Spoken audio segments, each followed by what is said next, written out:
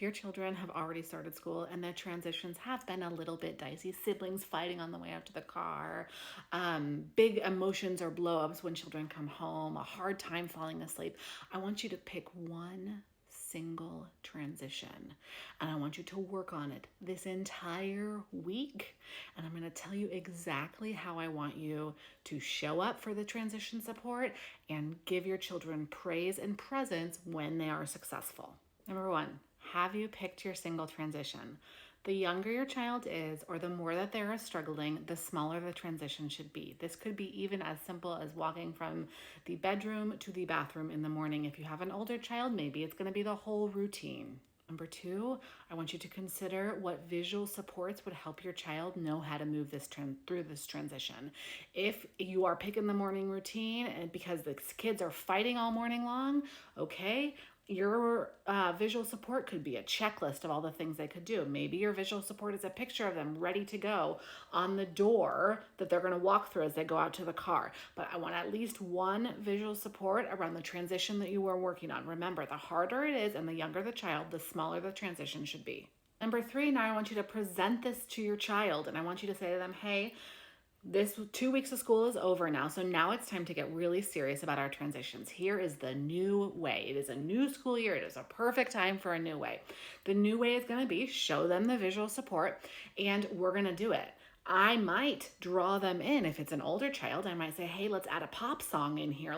Let's decide that we're going to listen to this song 5 minutes before we leave every single morning, and let's program it into the Alexa. If it's a younger child, I might say, hey, here's our visual support, and we're going to sing this song. Now it's time to put shoes on, okay? So I want you to have your visual support, and now I want you to add a melodic support that is always going to be the same. What we're doing is we're creating a felt sense of automaticity around this particular transition. You are going to work on this transition all week next week, the whole week. And working on it means the visual supports are there. You've got your always the same melodic intonation. And now here's the most important piece. You are going to heap on the praise and presence. In fact, one of my clients told me today was her kid's second day of school. Yesterday, getting out to school was horrible. Today, she just praised every little tiny thing that her 3 kids did on their way out to school, and everything went so much better. Okay, so you're doing that, especially around the transition that you are focusing on. You are praising.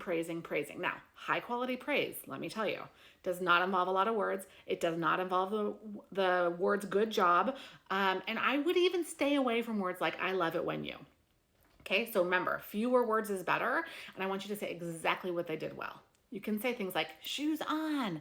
That is more powerful than I love it when you get your shoes on time. Okay, it's clear. It's going to be easier to process. And remember, we're in a back to school transition, plus we're in a moment that is a transition in the morning. And so I want to make it so easy for my child to process my praise. Okay, shoes on, walking down hallway, out to car. We got this. Okay, you did it.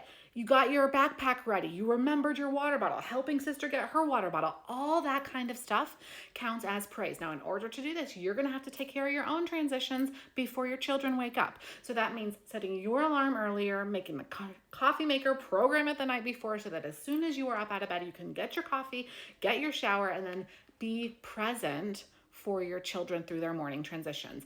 After you have done this for 5 consecutive days, then I want to know, where are the problem spots?